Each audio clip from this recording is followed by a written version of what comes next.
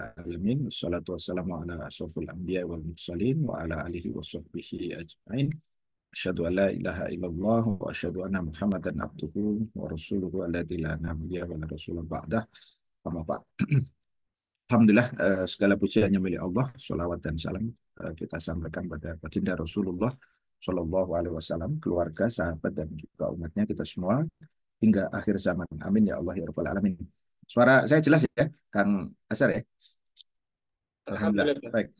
Ya, eh, pada kesempatan malam hari ini, alhamdulillah kita bisa bertemu kembali ya setelah beberapa kan mungkin juga ada eh, apa namanya uzur ya, saya tidak bisa hadir sesuai dengan jadwal, tetapi mudah-mudahan eh, malam hari ini dan juga Jumat pekan depan ya, mudah-mudahan Bismillah, mudah-mudahan nggak ada halangan lagi ya. Kita mungkin biasanya apa selang sepekan gitu ya, mudah-mudahan untuk bulan November ini ya, selain malam hari ini ya Jumat ke dua ya sekarang itu, maaf, Jumat ketiga ya sebenarnya, nanti sama Jumat keempat ya, mudah-mudahan nanti kita bisa bertemu ya, sehingga nanti materi yang sebelumnya sudah saya sampaikan terus kita coba selesaikan. Nah, sekedar untuk merefresh ya, karena sudah cukup lama kemarin materi terakhir di poin ke-10 ya, kemarin bab 10 itu adalah terkait dengan ruh dan nahiyah ruhiyah ya. Jadi ruh di sana itu maknanya adalah al-idrok ya, consciousness ya. Jadi kesadaran akan hubungan dengan Allah Subhanahu wa taala gitu ya. Dan yang kedua adalah aspek ruhiyah ya. Jadi eh, aspek rohani gitu ya. Jadi apa namanya fakta bahwa manusia itu sebagaimana alam semesta dan juga eh, apa namanya kehidupan itu adalah ciptaan dari sang Kholik gitu ya. Jadi kalau kita ini makhluk ciptaan berarti ada pencipta yaitu Kholik gitu. Nah, kesadaran ini kalau kemudian kita eh, apa senantiasa hayati ya di dalam kehidupan kita baik secara individu apalagi secara kelompok gitu ya, dalam konteks umat ini, maka sesungguhnya kolektivitas itu nanti akan berpengaruh ya kepada aspek-aspek perilaku ya, baik perilaku individu maupun perilaku kolektif. Makanya kemarin kenapa kemudian kita membahas tentang ruh dan aspek ruhani gitu ya, karena selain memang ada kesalahan ya yang harus kemudian dikoreksi gitu ya terkait dengan fakta ya, ruh dan aspek ruhiyah ya termasuk juga ruhaniyah, juga memang ya itu pada faktanya adalah sesuatu yang penting untuk apa asas di dalam kita melakukan perubahan begitu. Nah, malam hari ini saya akan masuk kepada kenapa kemudian materi berikutnya adalah kebangkitan umat Islam ini dengan dasar wahyu gitu ya. Jadi tidak tidak bisa kemudian kita bangkit ya secara hakiki kecuali dengan wahyu begitu ya. Nah, wahyu yang kita maksud itu adalah ya Islam ya. Islam yang kita maksud itu cakupannya adalah akidah dan syariah gitu ya. Jadi bukan hanya sekedar Islam dalam konteks bagian per bagian ya yang sifatnya itu parsial gitu, tapi ya inilah yang disebut dengan Islam kafah. Di wahyu yang dimaksud di dalam konteks ini itu adalah tentu saja Islam, dan Islam yang kita maksud itu adalah ya unsurnya ada dua, akidah dan syariah. Makanya kemudian dalam konteks ini ya kita bisa nanti apa namanya tegaskan bahwa kalau kita eh, apa namanya mau bangkit ya, sementara berkali-kali dalam konteks kitab ini ditegaskan bahwa kebangkitan atau an-nahdhah yang dimaksud itu adalah irtifaul fikri ya bi asasi ruh gitu ya. Jadi irtifaul fikri itu artinya meningkatnya taraf ya berpikir ya, dari yang hewani menjadi insani gitu ya, sehingga dari insani menjadi islami. Nah, gitu ya. Jadi itu naik terus ya sampai pada level yang tertinggi gitu ya, sehingga apa kemampuan berpikir ya seseorang itu ya itu nanti akan membimbing dia ya, karena dia nanti akan melahirkan pemahaman dan akan mengendalikan perbuatan. Makanya kemudian dasarnya itu harus kemudian ya ruh ruh yang dimaksud tadi yang saya maksud yaitu idrok silah bilah, kesadaran akan hubungannya dengan Allah Subhanahu wa taala alias iman gitu ya. Jadi sederhananya ya, kalau orang itu ingin bangkit, syaratnya sebenarnya ada dua. Satu itu adalah adanya iman, yang kedua itu adalah adanya kemudian amal. Amal itu tidak mungkin tanpa adanya proses pemahaman. Pemahaman itu tidak mungkin kalau tanpa ada proses berpikir. Jadi simpelnya sebenarnya Allah itu memberikan resep kebangkitan itu. Ini kita coba konsepkan dalam bahasa yang lain itu. Sebenarnya termaktub di dalam surat-surat yang banyak ada di dalam Al-Quran. Bahkan sependek surat ya Al-Asr saja itu sebenarnya disebutkan itu. Ya, jadi wal asri innal insana lafi khusr illal ladzina amanu wa amilus solihat. Gitu ya, amanu wa amilus solihat. Ya, di situ ditambahkan memang watawassobil hak watawassobis sabr. Tapi sebenarnya itu ya adalah sesuatu yang apa namanya melekat dengan amal soleh. Gitu, tawasobil hak watawassobis sabr itu. Jadi kalau saya sering rumuskan ya, rumus orang yang sukses itu ya kalau kita ganti sukses itu dengan bangkit begitu ya, maka iman dan amal soleh gitu ya. Jadi itu aja sebenarnya formulanya. Jadi tidak jelimet gitu ya sebenarnya. Gitu. Cuman ini kita berikan detailing agar kemudian nanti ketika berhadapan dengan berbagai realitas yang memang apa namanya banyak kemudian membutuhkan apa pemahaman dan penjelasan itu kita juga bisa bisa lakukan dengan detail juga begitu. Jadi saya ingin ulangi sekali lagi bahwa dasar kebangkitan itu ya itu adalah ya apa namanya iman tadi itu ya ruh atau kesadaran akan hubungannya dengan Allah Subhanahu wa taala, maka ruh itu hanya ada pada orang-orang yang beriman, orang-orang mukmin. Orang kafir tidak ada. Gitu ya. Tidak ada keimanan tentu saja karena dia ingkar kepada Allah Subhanahu wa taala. Cuman masalahnya kalau ada keimanan di dalam diri seseorang itu harusnya mendorong perilakunya. Nah, perilaku itu kemudian baru apa namanya muncul zohir begitu ya nampak gitu ya itu kalau kemudian dia didasari oleh pemahaman. Nah, makanya kita sering mengatakan pemahaman itu berbeda dengan pengetahuan. Ya, pemahaman itu adalah mafhum atau mafahim begitu ya. Tetapi kalau pengetahuan itu adalah ya makrifat. Makrifat itu hanya sekedar pengetahuan saja gitu ya. Jadi kalau kalau seseorang itu punya pengetahuan, harus dia dorong agar kemudian pengetahuan itu menjadi mafhum atau mafahim tadi itu sehingga nanti menjadi perilaku atau suluk ya atau afal atau perbuatan begitu. Sehingga apa rumus sederhana ini ya. Jadi kalau kita konsepkan itu sebenarnya saya tidak masukkan di dalam slide tapi saya ingin mengulangi saja, menegaskan saja gitu ya. Jadi sebenarnya Islam itu dahsyat ya. Kenapa? Karena bisa merangkum gitu ya sesuatu itu dengan sangat sederhana.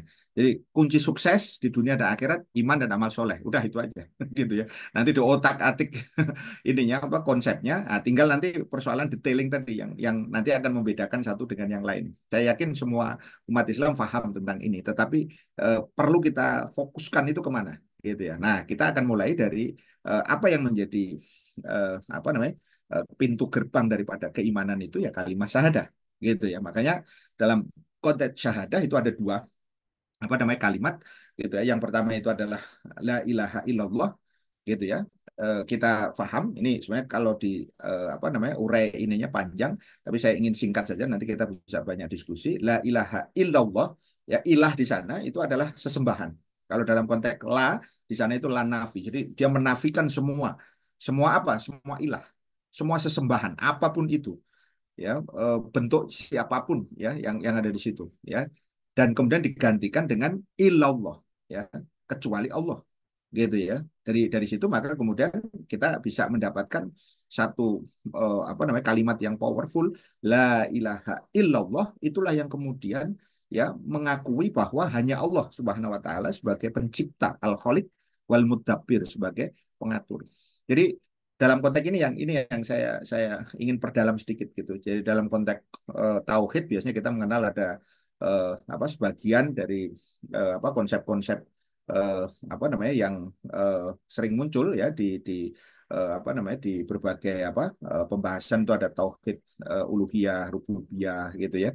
Itu sebenarnya kalau kita apa simpelkan gitu ya, itu adalah mengakui bahwa Allah itu sebagai pencipta, ya pencipta kita, pencipta alam semesta, pencipta kehidupan ini dan sebagai pengatur gitu ya. Pengatur itu berarti dia memberikan aturan ya kepada kita. Ya, dalam konteks ini menjadi tauhid ya apa namanya al-hakimiyah gitu ya. Karena siapa yang menjadi hakim, siapa yang menjadi pengatur dalam kehidupan kita. Jadi konteksnya sekali lagi kalimat la ilaha illallah inilah kunci. Jadi kalau seorang muslim itu dia lahir sebagai keluarga dari keluarga Muslim, ya tentu yang harus di refresh itu bukan dia harus keluar dulu, tidak gitu ya. Kan banyak orang yang kadang-kadang saya bilang konyol gitu ya. Ya kenapa konyol kadang-kadang? Kamu udah syahadat belum? Gitu. Jadi sebagian ada yang kamu kalau belum syahadat itu belum Islam gitu ya. Padahal kalau secara fikih status seorang anak ibu bapaknya Muslim itu ya Muslim. Kalau Muslim berarti dia itu otomatis ya. Makanya tidak salah kalau kemudian dia Muslim itu karena orang tuanya gitu ya. Karena secara fikih dia memang kemudian diperlakukan sama dengan ibu bapaknya.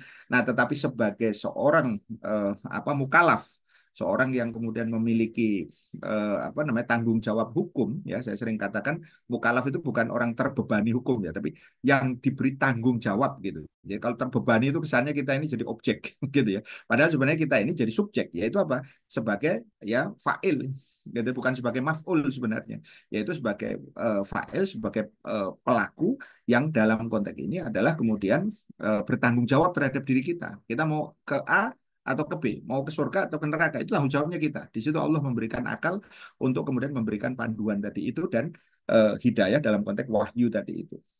Nah, maka kalau kita runut sedikit ke belakang, ya, maka ketika Rasul itu diutus, kita mendapati ini sekedar untuk visualisasi gitu ya. Jadi kita bayangkan Mekah yang sekarang itu dulu begini, gitu kira-kira ya, penuh dengan sesembahan ya, penuh dengan apa namanya patung-patung berhala begitu ya. Dan itu yang dominan dianggap lazim. Kalau kita tidak nyembah patung malah dianggap aneh, gitu kan? Ya, ini gambaran tentang bagaimana kemudian sebuah peradaban itu kemudian mempengaruhi banyak hal. Nah, di tengah-tengah itu Rasul lahir, kemudian Rasul besar, Rasul kemudian dewasa sampai pada usia pernikahan, sampai kemudian akhirnya menerima wahyu di usia 40 tahun, maka kemudian beliau mengubah semua gitu ya, semua mindset maupun semua kemudian tadi berbagai madaniyah ya, fisikil ya, fisik-fisik yang kemudian ada maupun juga kemudian secara lebih menyeluruh lagi hadorohnya gitu ya, karena hadoroh atau pemaham apa peradabannya itu kemudian nanti diubah secara total. Karena kita ingat bahwa setelah itu Rasul tidak tinggal lagi di Mekah. Rasul kemudian ke Madinah. Nah, ketika Futuh Mekah, Rasul kemudian membersihkan Mekah itu dari berbagai tadi kenajisan gitu ya, dari berbagai berhala itu ya. Untuk sekedar contoh saja kita apa ingatkan kembali gitu ya, yang paling masyhur itu ada tiga ya, ada Lata, ada Uzza, ya ada Mana gitu ya. Kalau secara bahasa menarik ya, kalau kita perdalam, sebenarnya saya tidak ingin masuk ke sini hanya untuk sekedar anu saja, sekedar refresh saja ya. Alat atau alat ya itu adalah maknanya adalah ilaha, artinya Tuhan perempuan gitu ya. Jadi ini didasarkan pendapat dari Philip Hitti ya, History of Arab gitu ya. Jadi alilat itu ya kalau dalam konteks sejarawan Yunani Herodotus itu berarti Tuhan perempuan gitu ya. Lata Uzza ya itu nanti kalau kita kontekkan apa namanya nanti bisa dibaca sendiri ya di surat An-Najm ya, surat ke-53 itu ayat 19 sampai 23 khususnya di eh, apa namanya surat tersebut itu di 19 ya dan 20 ya ya afaro'aitumul lata wal uzza ya wa manata salisa al ukhra gitu ya, maka apakah patut kamu ya orang-orang musyrik itu menganggap al-lata dan uzza ya dan mana yang ketiga itu as-salis al-ukhra gitu ya, yang kemudian dia mengatakan alakumuz dzakaru walahul unsa ya, yang kemudian apa namanya dianggap ya atau kalian menganggap itu sebagai anak laki-laki dan anak ya atau untuk Allah itu anak perempuan gitu ya. Jadi ini sebuah sebuah apa namanya sebuah kritik, kalau kalau bahasa apa bahasa filsafat ilmunya itu kritik paradigma ya.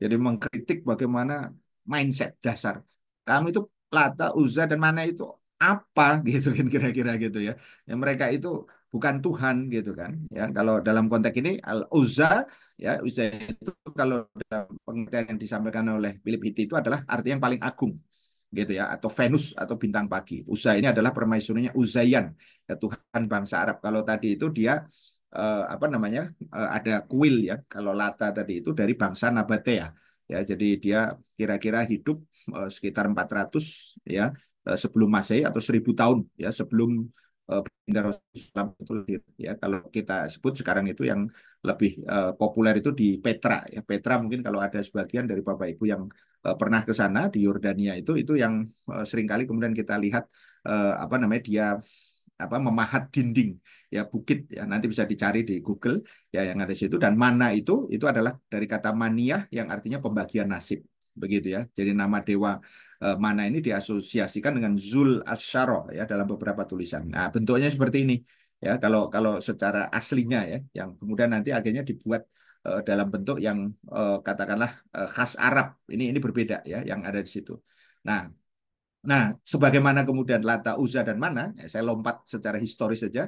Ah, orang juga kemudian punya Tuhan-Tuhan yang lain gitu ya. Setelah itu gitu ya, mulai dari Hitler kah, ya mulai dari Stalin kah, mulai dari Mao Zedong kah, atau kemudian yang terakhir ini Donald Trump gitu ya, karena banyak orang yang menuhankan Trump.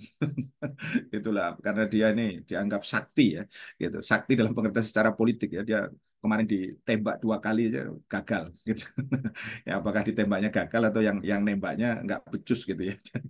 Gitu. Jadi ini drama-dramanya kayak gitu. Tapi ya ala kulihal ya dia jadi lagi begitu ya. Setelah tahun 2020 kalau Bapak Ibu sekalian sahabat-sahabat mau mengikuti itu dia menggerakkan pengikutnya itu untuk menduduki Capitol Hall ya. Gitu. Setelah itu kemudian dia kemarin karena dia menang ya cuek-cuek aja. Ketika dia merasa kalah begitu ya, ya padahal itu juga dia tahu persis gitu. Wah dia ini apa namanya lakukan kekerasan gitu ya. Jadi ini tokoh yang mungkin apa walaupun mungkin apa namanya sama saja begitu ya, tapi bisa jadi kemudian ini disebut ilah-ilah ya tahun ini abad 21 gitu ya kira-kira ya yang ada di situ. Nah, makanya kemudian Allah tegaskan ya di dalam surah Al-An'am ya itu tegas ya. Dzalikumullahu rabbukum. Itulah Allah ya, Tuhan kamu, Tuhan kalian. La ilaha illa huwa. Ya tidak ada Tuhan selain Dia. Gitu ya. Khaliqu kulli syai'in ya fa'buduh. Ya, maka Dia pencipta segala sesuatu, maka sembahlah Dia. Wa huwa ala kulli syai'in wakil. Ya, dan Dia adalah pemelihara ya segala sesuatu. Jadi dari sini sebenarnya kita bisa memahami bahwa apa namanya konteks tadi akidah tadi itu ya saya ini tidak melihat dari sisi ininya yang sudah pernah kita bahas ya secara ideologis. Nanti kita akan ketemukan itu di akhir. Tapi saya ingin menegaskan bahwa di dalam banyak apa namanya sumber-sumber nas gitu ya Al-Qur'an maupun nanti dalam hadis itu tegas sebenarnya ya tidak ada keraguan sedikit pun begitu ya tentang Allah itu adalah ya Tuhan pencipta dan pengatur segala sesuatu gitu ya makanya ketika kita apa namanya flashback gitu ya ke kisah dari Nabi Ibrahim dengan uh, Namrud gitu ya di surah Al-Baqarah ayat 258 itu menarik alam taro ilal ladzina ya alladzi haja Ibrahim fihi rabbi ya jadi tidakkah kamu perhatikan orang-orang yang mendebat Ibrahim mengenai Tuhannya gitu ya an atahullahul mulk ya karena Allah telah memberikan kerajaan atau kekuasaan itu kala Ibrahimu rabbiyalladzi yuhyi wa yumit ya ketika kemudian Ibrahim berkata Tuhanku itu yang menghidupkan dan mana uhyi wa umit ya maka Namrud mengatakan aku bukan, ya, yang ada di situ nah kemudian ini luar biasa Ibrahimu ya fa innallaha ya'ti bisyamsi minal masyriqi fa'ti biha minal maghrib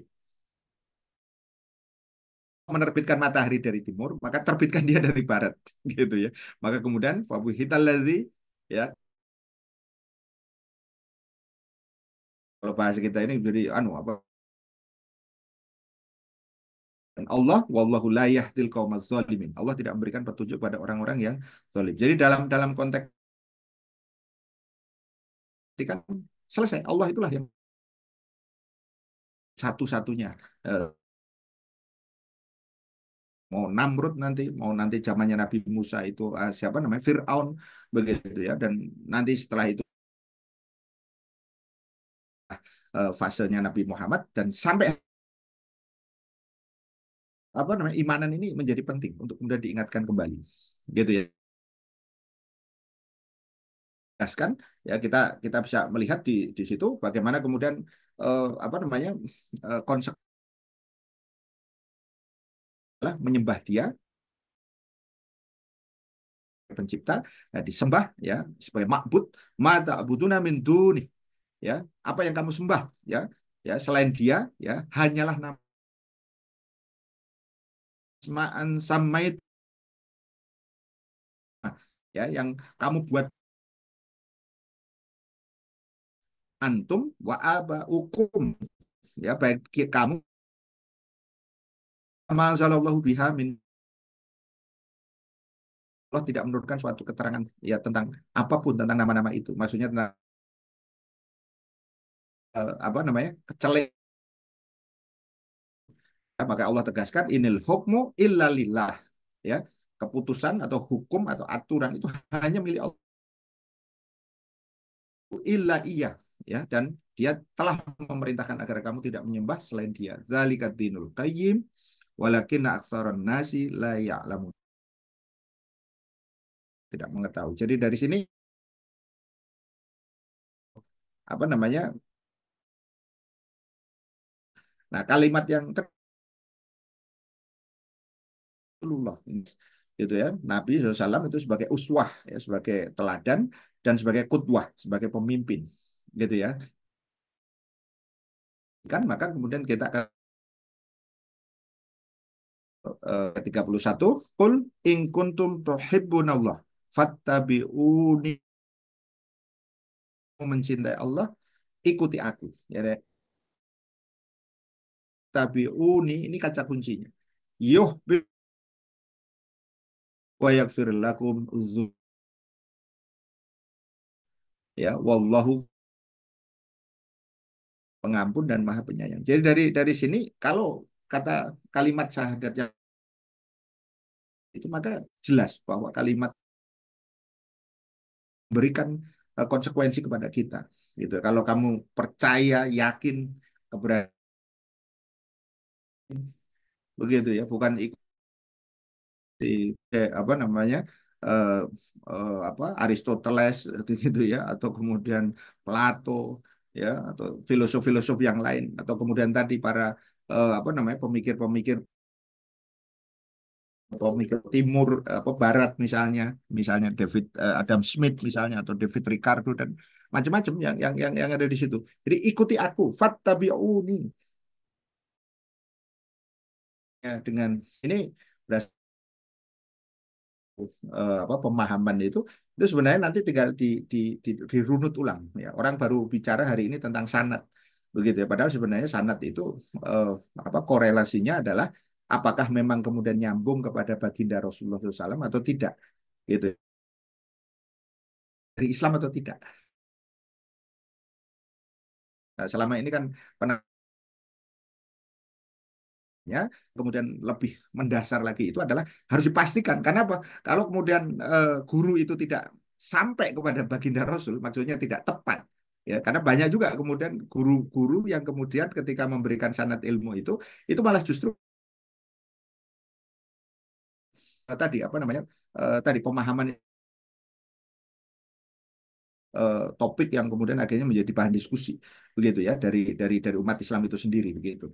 Nah, kemudian konsekuensinya ya jelas dalam surah An-Nisa ayat 65, fala wa rabbika la yu'minuna hatta yuhaqqimuka fima syajara bainahum.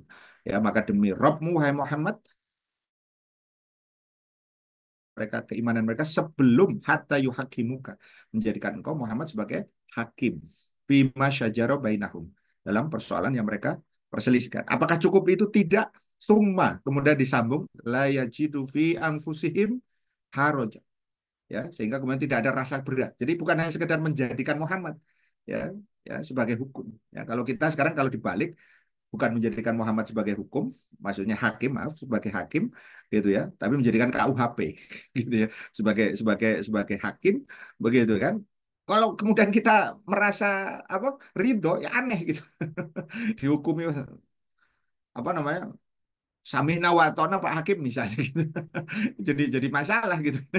Gitu ya. Karena yang harusnya kemudian ini itu ya ketika Nabi sudah memberikan keputusan, Allah sudah memberikan, tidak ada karot, tidak ada keberatan. Ya, salah satu apa namanya asbabul nuzul dari ayat ini itu adalah tadi ada perselisihan yang kemudian diberikan keputusan oleh Rasul. Orang ini kemudian kalau bahasa kita tuh ngeyel gitu ya. Ya ke Abu Bakar, kemudian dia ke Umar, sampai kemudian akhirnya menurut riwayat itu kemudian sampai kemudian Umar membunuhnya. Ya saking kemudian loh, Nabi sudah ngomong masih ngeyel aja. Istilahnya gitu ya, tidak ada apa namanya kepuasan ya dalam konteks tidak ada haraj tadi itu. Apakah itu cukup dalam dalam dalam konteks itu ya ya mimma kodoita yang kemudian tadi engkau berikan tadi itu wa yusallimu taslima dan dia menerima sepenuh hati. Ya tidak ada celah di situ ragu-ragu. Ini dari Islam atau bukan begitu ya. Kalau sudah dari Islam ya mulai dari rasa keimanannya tadi itu sampai sikap ya sikap fisik ya sikap zohirnya itu ya batinnya itu luar dalam gitu ya maka kebangkitan hakiki ya sekali lagi dalam konteks ini harus berlandaskan wahyu yang dimaksud sekali lagi itu adalah Islam ya dalam bentuk yang sempurna yang paripurna akidah wasyari maka kita sebut sebagai mabda atau ideologi Islam. Dalam konteks ini kita ingatkan kembali tentang ini gitu ya. Jadi akidah itu ya sebagai landasan berpikir, kaidah fikriyah ya itu nanti akan melahirkan aturan untuk semua bidang gitu ya. Pelakunya itu bisa tiga. Ada level individu, saya sering menyebutnya sebagai mikro, ada yang sifatnya meso itu menengah ya masyarakat ya kelompok-kelompok yang ada di tengah masyarakat dan yang ketiga makronya itu adalah negara begitu ya. Sehingga dari sini kita harus membiasakan ya membicarakan Islam itu utuh gitu. Jadi jangan dipotong-potong gitu. Islam itu ya A sampai Z, alif sampai ya gitu. Jadi tidak apa namanya hanya sekedar muter-muter pada persoalan alifnya saja masalah akidah sementara kemudian ya baknya tidak, yaknya tidak sampai ujung ya yang ada di sini ya. Ketika kita bicarakan hari ini yang masih apa namanya terus ya ramekan begitu ya itu ainal muslimun gitu ya ainal muslimun ya ainal muslimun apa yang dimaksud bahwa di mana kaum muslimin ketika kemudian hari ini saudara-saudara kita ya itu di genocide gitu ya oleh penjajah ya entitas Yahudi ya laknatullah yang dibantu oleh ya rajanya raja penjajah gitu ya yang Amerika gitu kan. Ainal muslimun, di mana kaum muslimin? Itu juga kemudian mestinya connect. Kenapa? Karena tidak boleh ada keraguan bagi seorang muslim untuk kemudian menyampaikan bahwa solusi untuk Palestina ya karena akar masalahnya itu adalah imperialisme tadi itu, maka harus diusir dengan apa? Dengan kekuatan jihad. Jihad itu ajaran Islam dalam konteks Indonesia kita nyambung ya hari 10 November ya kemarin ya itu adalah relevansinya adalah hari pahlawan. Nah, tapi jangan lupa bahwa hari pahlawan itu ya didorongnya itu ya ketika pertempuran 10 November di Surabaya itu adalah karena adanya resolusi jihad yang diberikan oleh para ulama pada tanggal 22 Oktober 1945 di Jawa Timur pada saat itu. Jadi bukan pada hari santri ya. Jadi sebenarnya kita ini agak gagap ya. Gitu ya. Jadi gagap itu maksudnya gini, sebenarnya jangan jangan diletakkan ya, harusnya itu hari jihad gitu. Kalau santri itu terlalu kecil. Gitu. Kecil itu maksudnya gini, bukan hanya santri, nanti ada hari ulama juga harusnya. Gitu ya. Jadi kalau hari ulama nanti ada wah macam-macam gitu. Harusnya hari jihad gitu ya. Hari jihad itu tanggal 10 November itu mestinya gitu ya. Tetapi kalau dilihat dari runutannya itu adalah apa namanya dirunut dari tanggal 22 Oktober. Jadi maksud saya bahwa 10 November itu tidak akan ada semangatnya yang begitu menggelora sampai apa Jenderal Malabi saja itu kemudian mati begitu ya di apa namanya istilahnya dibunuh oleh para pejuang begitu ya. Itu karena semangat itu gitu ya. Nah, artinya kasus saudara-saudara kita di Palestina dan juga di berbagai tempat ya seperti Rohingya, Uighur gitu ya, Hindi gitu ya, ya Kashmir gitu ya, termasuk di negeri kita juga banyak itu mestinya tidak segan-segan kita kemudian sampaikan solusinya itu bukan dua negara. Kita sangat prihatin Pak Prabowo ya kemarin eh, apa dalam pembicaraan yang paling baru itu mengatakan ketika viral videonya dia menanyakan kepada Menteri Luar Negeri Anthony Blinken gitu ya Amerika apa yang Anda lakukan gitu kira-kira apa diskusinya itu wah kami sudah melakukan hard thing gitu sesuatu yang berat gitu ya istilahnya gitu. Apa yang berat bagi Amerika yang berat bagi Amerika itu bohong gitu ya, gitu ya maksudnya bohong dan bohong gitu ya dia tidak melakukan apa-apa kecuali menipu kita semua begitu ya tapi kemudian dia mengatakan Pak Prabowo maksudnya itu mengatakan saya setuju dengan solusi dua negara ini sebuah blunder yang sangat besar kalau menurut saya jadi termasuk Wamenlu ya ketika apa bicara di KTT apa namanya di Riyadh ya, dengan tegas mengatakan ya kuluna Palestina, ya kita semua Palestina. So what? Gitu. Kalau negara yang bicara, ya karena dia mewakili negara, gitu, mestinya kemudian adalah pasukan. Jadi bukan hanya retorika. Gitu. Ini bedanya masyarakat. Kalau masyarakat dia tidak punya senjata, dia harus menyuarakan itu. Gitu. Tapi kalau negara tidak boleh kemudian hanya bersuara, harusnya bertindak. Begitu ya. Nah, di sini pentingnya kita tadi melihatkan akidah itu ada aturan, aturan itu bukan hanya untuk individu dan masyarakat, tapi juga negara. Termasuk bagaimana melakukan jihad itu oleh negara. Makanya kemudian solusi untuk Palestina itu tidak hanya sekedar persoalan jihadnya, tapi oleh negaranya sendiri yang menggerakkan. Gitu ya. Walaupun bicara di depan Raja Salman, ya atau Muhammad bin Salman, ya Muhammad bin Salman, ya ketika tidak ada tindakan, ya itu sama saja kemudian bentuk daripada pengkhianatan sebenarnya untuk level negara.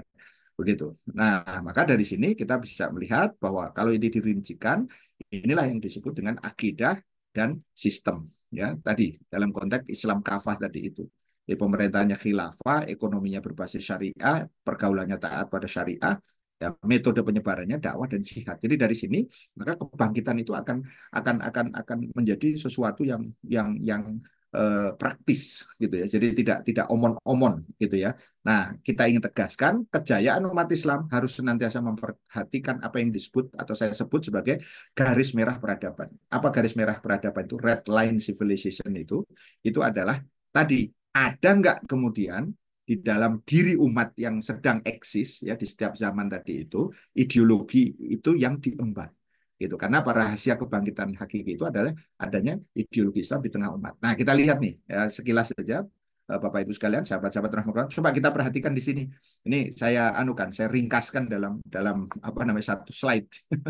Ya, coba kita bayangkan ini. Ini sulit sekali sebenarnya. Tapi ini penting ya untuk kita melihat diri kita. Kita berkaca. Coba kita perhatikan di paling kiri di sini tahun 622. 622 itu berarti Rasulullah SAW hijrah gitu ya. Kemudian beliau 10 tahun di Madinah. Nah, ini peradaban itu baru naik nih 0 ke 1 gitu ya. Kemudian naik ke 2 ya di 30 tahun pertama. Jadi 40 tahun gitu ya. Ketika kemudian apa namanya? Khulafaur Rasyidin. Nah, ini nanti ada penjelasan yang terkait dengan red line tadi itu ya, garis merah peradaban tadi itu. Kemudian masuk ke sini ya 2 ke 3 ya ke zaman Umayyah ya kurang lebih sekitar 89 tahun ya hampir 90 tahun begitu ya kira-kira dari tiga ini kemudian naik ke 4 panjang ini ya kemudian yang 89 tahun ini kemudian nanti dilanjutkan Abbasiyah gitu ya sekitar 500 tahun ya sampai di sini Abbasiyah yang pertama ya kemudian di Baghdad kemudian Abbasiyah yang kedua itu di Kairo ya di Mesir. Nah, kita lihat di sini ya bagaimana kemudian apa proses ini terus berjalan begitu ya sampai nah kita bisa lihat di sini di sekitaran 1500 kita kemudian melihat dari 4 ini harusnya naik ya sampai di sini tapi kemudian turun lagi. Nah, turunnya drastis sampai kemudian ke ya poin 5 ya nomor 5 di sini. Kita bisa melihat di sini akhirnya tahun 1924 tanpa khilafah ya dalam konteks Utsmani ini ada 400 tahun gitu ya. Jadi dari sini kita bisa melihat sempat ya Utsmani itu kemudian naik, ya, kemudian turun secara drastis. Ah, tetapi kalau kita kaitkan, nah, mumpung sekalian kita ini kita bandingkan dengan kerajaan di kita di Indonesia, Sriwijaya itu kira sekitaran ini di sini 670. Jadi Islam masuk ke Indonesia ini dekatnya Kang Azhar sebenarnya di ini di Barus ya. Ya di Kang Azhar sudah pernah sampai ke Barus ya? Udah belum? Belum sampai, Harusnya Pak. harus menyengaja itu ya. Ini ini PR untuk Kang Azhar. Ya di makamnya Syekh Mahmud itu ya, Fi Hadratil Maut itu di sini ya tahunnya ya di masa Umar sebenarnya ya, hampir sekitaran 600-an di sini, baru kemudian nanti masuk Sriwijaya di sini ya, baru kemudian nanti ada Samudra Pasai, setelah kemudian menjadi cikal bakal kekuatan, Majapahit di sini, Demak ada di sini. Ya, jadi dari sini maka kemudian kita melihat ya kita kembali lagi ke atas di sini ada para ilmuwan-ilmuwan besar ya mulai dari ada apa Al-Khwarizmi, Ibnu Hayyan, ada Imam Syafi'i, Imam Bukhari, ya Imam Hambali ya sampai di sini ini semuanya ada di sini ya Salahuddin Al-Ayyubi termasuk di dalamnya di sini Muhammad Al-Fatih. Nah, ini kita bisa lihat peradaban ini, satu slide ini Bapak Ibu sekalian, kalau kita menguasai betul tiap detailnya, nanti kita akan memahami apa itu red line tadi itu. Jadi kalau kemudian red line itu kemudian diabaikan, maka dia akan turun gitu ya dari peradaban begitu. Tapi kalau itu dipegang kuat, ya red line tadi atau ideologi tadi itu, maka dia akan tetap naik, ya. Dan jangan lupa ketika kita bicara ini semua, kita tidak membicarakan ya negara-negara yang hari ini kemudian menjadi superpower. Kenapa? Karena superpower pada saat itu Romawi dan apa namanya Persia sudah diselesaikan oleh Islam, gitu ya. Jadi setelah nanti khilafah runtuh, barulah kemudian Amerika, ya Inggris dan Amerika itu naik ke peradaban dunia, gitu ya, dengan tentu warna peradaban mereka sendiri. Nah, ini detailnya di sini dari Khulafaur Rasyidin sampai Umayyah sampai kemudian Abbasiyah. Ini beberapa contoh tadi apa namanya tadi apa ilmuwan-ilmuwan ya baik dari ilmu agama maupun juga kemudian yang terkait nanti dengan sains ya. Kemudian ini yang ketiga. Nah, ini kalau kita simpulkan secara sederhana, khilafah itu bertahan selama 1342 tahun oleh 104 khalifah gitu ya yang kita anggap ini mencerminkan di sini kalau kita lihat ya kembali lagi ke sini ya di apa zaman Nabi kemudian Khilafah Rasyidin ya kemudian ada Umayyah kemudian ada Abbasiyah ya baik kemudian yang ada di apa namanya Baghdad maupun kemudian yang ada di Mesir begitu ya. Kemudian masuk zaman Utsmaniyah. Di sini ada sela-sela peradaban yang sifatnya lebih kecil ya, ada Safavid, ada Mughal ya, macam-macam ya yang ada di sini dan ujungnya di sini. Ya, di Indonesia juga sama. Di sini ada Tarumanegara yang Hindu, kemudian di sini ada Sriwijaya juga, kemudian ada Perlak masuk, kemudian masuk ke Samudra Pasai, Majapahit di Jawa, kemudian ada Demak, Ternate, Mataram Islam, sampai kemudian yang lainnya. Jadi dari sini saya ingin menimpulkan dengan kata red line tadi itu adalah apa yang kemudian disebutkan oleh baginda Rasulullah SAW. Ya, dalam hadis beliau mengatakan takunu nubuatin ya fikum masya Allah antakun ya sumayar Allah ya idza syaa ayarfa'uha. Di tengah-tengah kalian ada zaman kenabian. Ya ada dan atas izinnya tetap ada. Lalu Allah akan mengangkat ya jika dia mengangkatnya. Nah, kemudian sumat ya takunu khilafatan ala minhajin nubuwah. Kemudian ada khilafah yang mengikuti manhaj kenabian.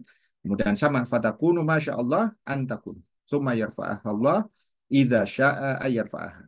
Ya, dia kemudian menghendaki, dia akan ada, dia angkat, ya dia akan tidak ada. Ya, kemudian berikutnya adalah summa takunu mulkan aldon. Ya, maka kemudian di situ ada yang disebut dengan kekuasaan yang zalim. Ya, penerjemahan yang lebih tepat itu bukan kerajaan, tapi mulkan di sana itu adalah kekuasaan yang zalim. Gitu ya. Dia masih khilafah, tetapi kemudian sifat ini muncul, gitu ya. Mulai dari masalah pewarisan kepada anaknya dan seterusnya, gitu. Fayakunu masya Allah antakun ya summa yarfa'u idza sya'allah ayyarfa'aha. Ya, summa takunu mulkan jabriyatan. Ada kekuasaan diktator jabriyah yang memaksa, yang menyengsarakan. Fatakunu masya Allah antakun summa yarfa'aha idza sya'a yarfa'aha. Summa takunu khilafatan ala minhaji nubuwah. Kemudian akan kembali khilafah yang mengikuti manhaj kenabian. Nah, dua ini saya ingin kutipkan ya zaman kenabian itu dilanjutkan khilafah ala minhaji nubuwah. Ada red line dua di sini ya mulai dari yang kemudian apa masih apa istilahnya itu apa namanya ada karakter keislaman tapi sudah mulai muncul apa namanya berbagai problem ada yang memang sama sekali tidak ada gitu jadi red line-nya itu sudah jatuh benar-benar di dalam konteks peradaban. Nah sekarang hari ini umat Islam itu ya dalam konteks buku ini ya kebangkitan itu mau kemana? Nah itu yang kemudian harus kemudian benar-benar difahami sehingga kemudian itu akan kembali kepada masa kejayaannya tadi itu. Saya kira itu Kang Azhar untuk pengantarnya ya untuk bab ini. Nah, mudah-mudahan ini bisa memberikan tambahan ya kepada Bapak Ibu sekalian terkait dengan bagaimana kita melihat kita ini ya apanya optimisme gitu. Yaitu apa? Tidak boleh kemudian kita kecil hati ketika melihat si Trump itu apa namanya gentayangan misalnya gitu ya, atau kemudian lihat si Jinping gitu ya lari-lari dan macam-macam atau Putin dan segala macam. Fokuskanlah ya kita kaum muslimin ini kepada apa? Kepada apa yang menjadi tanggung jawab kita gitu ya. Masalahnya kapan? itu tidak usah terlalu difikirkan. Karena banyak yang nanya kepada saya itu berapa lama lagi itu? Ya kok nanya saya? Nanyanya ke Allah. Gitu kan gitu. Kalau kalau jawaban saya akan begitu gitu. Kenapa? Karena di dalam Al-Qur'an dikatakan ya, Nabi dan para pengikut sampai mengatakan ketika ada banyak sekali kemudian bertubi-tubi masalah begitu ya, mata nasrullah ya, maka dijawab oleh Allah di dalam ayat, lanjutan ayat itu, inna nasrullahi qaribun, ya sesungguhnya pertolongan Allah itu qaribun. Qaribun di sini itu bukan besok, seminggu, 2 minggu, ya 1 tahun, 2 tahun, bukan itu. Makna yang dirojihkan oleh para mufasir itu adalah pasti akan datang, ya. Jadi kita jangan jangan kemudian apa namanya harus saya gitu ya. Kalau oleh saya alhamdulillah, kalau tidak saya ya berikutnya gitu, gitu ya.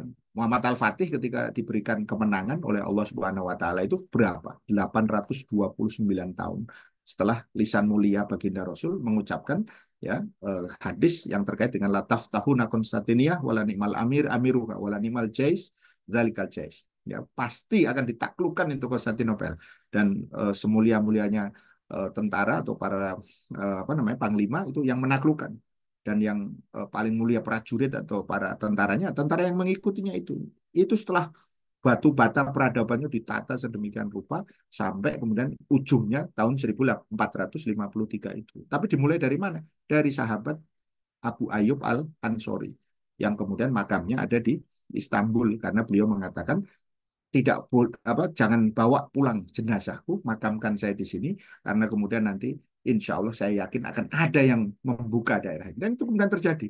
Kalau kita mengikuti tadi, stres kita nanti. Ya stres. Kalau andekan kita tahu ya, andekan ya, kalau tahun kemenangan Al-Fatih itu 829 tahun, kita nanti kan waduh langsung tepuk jidat nanti. Gitu. Nggak usah mikirin 800. Kalaupun nanti kemenangan itu 10 tahun, 100 tahun, 1000 tahun yang akan, enggak udah, enggak. Yang penting kita punya kontribusi atau tidak. Poinnya di situ, ya.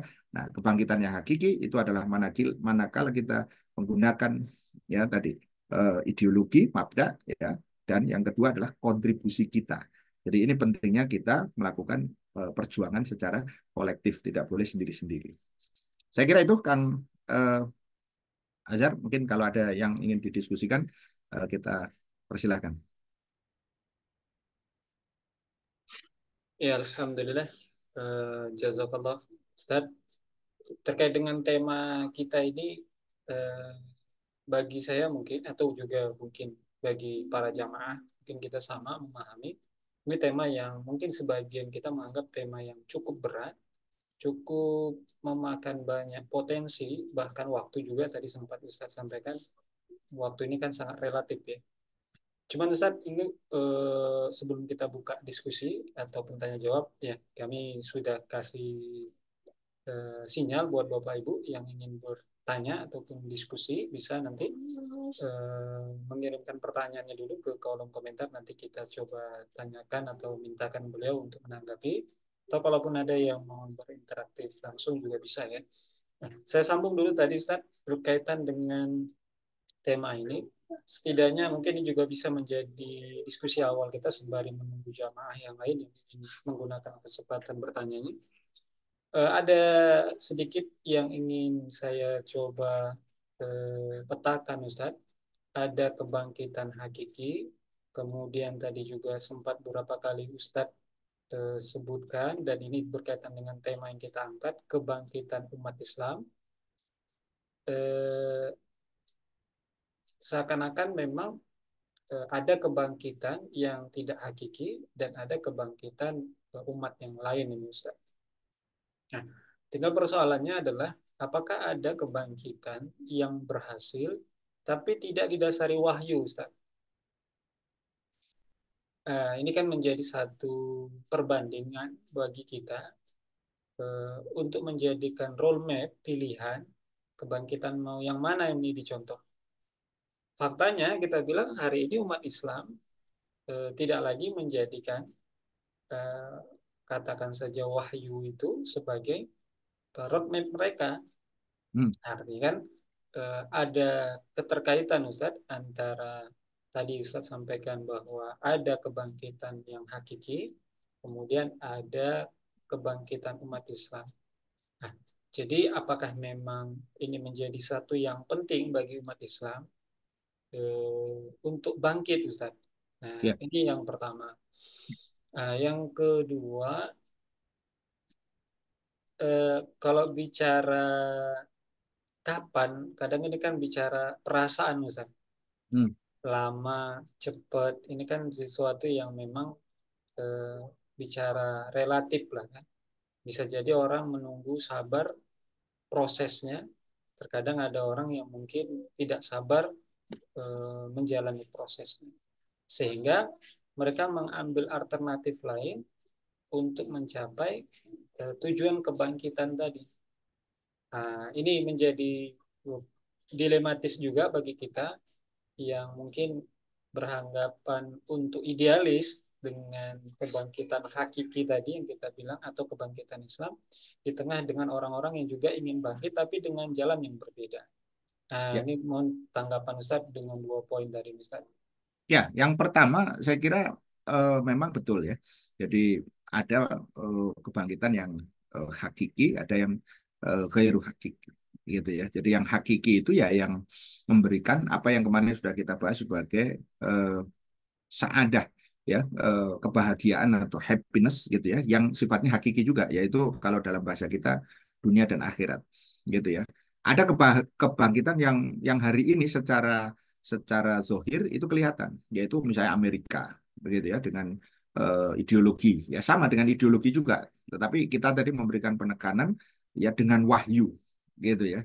Jadi bukan dengan ideologi saja, gitu ya, tetapi dengan wahyu yang dalam konteks ini Islam. Nah, Islam itu adalah juga ideologi. Jadi tidak dibalik bahwa kebangkitan dengan ideologi, tetapi bisa jadi dia tidak wahyu. Nah, yang tidak wahyu itulah yang kemudian nanti akan secara fitrah, ya, secara fitrah itu nanti tidak akan sampai kepada kebahagiaan atau kesuksesan yang sifatnya tadi apa namanya, sempurna, gitu ya, paripurna. Kalau saya sering menyebutnya itu paripurna, artinya dunia akhirat. Gitu. Amerika sekarang bisa melihat ya ketika dia bangkit ya tahun 1776 misalnya, gitu ya, dengan Declaration of Independence, ya kemudian dia mengibarkan apa namanya, istilahnya eksistensi dia, begitu ya. Sempat dia kemudian melakukan politik isolasi, tahun 42 dia 45 itu dia naik, gitu, sampai peradaban hari ini. Tapi kalau kemudian kita perhatikan, ternyata Amerika justru malah hari ini mengalami decline. Ya, saya berani mengatakan bahwa Amerika sekarang the new sick man sebenarnya, gitu ya. Jadi kalau sick man ya itu digunakan untuk dulu mengolok-olok, ya, mengolok-olok khilafah Islam, maka sekarang ya tidak ada salahnya juga itu olok-olok Amerika, gitu ya. Coba negara seperti Amerika saja untuk membedakan laki dan perempuan tidak bisa. Ini contoh sederhana aja, ya, ya, apa maksudnya, laki, kamu tuh laki atau perempuan, gitu ya. Saya bukan laki-laki, bukan perempuan. Coba bingung kan, gitu ya. Nanti dari situ dipecah-pecah lagi, ya, akhirnya muncullah kemudian macam-macam tadi itu yang kita kenal nanti dengan LGBT, ada choir, ada macam-macam, toiletnya juga macam-macam. Ini contoh yang sederhana saja. Maksud saya kebangkitan yang seperti ini itu yang absurd itu sebenarnya, gitu ya.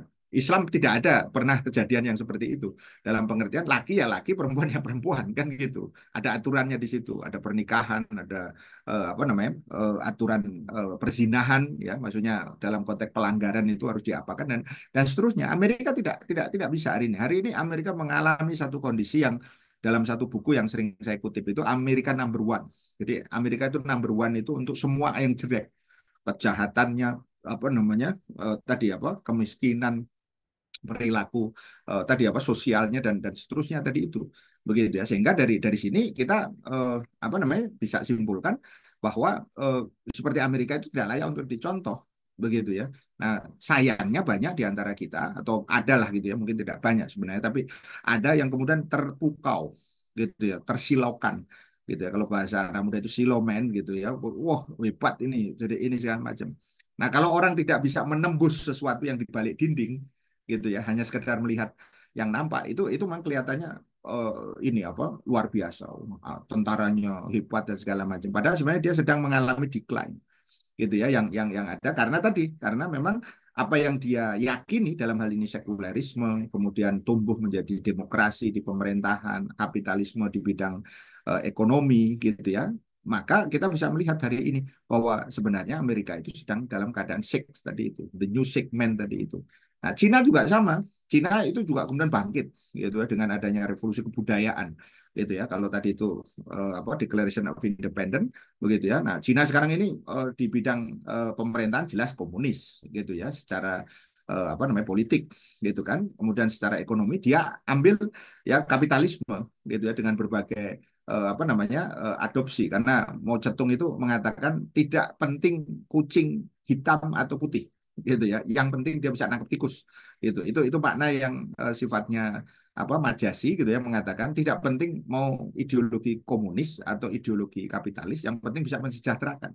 Pertanyaannya apakah kemudian mensejahterakan rakyat Cina? Enggak juga gitu kan. Kesenjangan sangat tinggi hari ini ya di Cina hari ini karena kapitalisme tetap saja kemudian menciptakan tadi berbagai gap. Kasus yang terbaru begitu apa namanya tadi Jack Ma, mungkin teman-teman ada yang tahu ya, seorang pengusaha yang cukup besar ya, pemilik Alibaba Group gitu ya.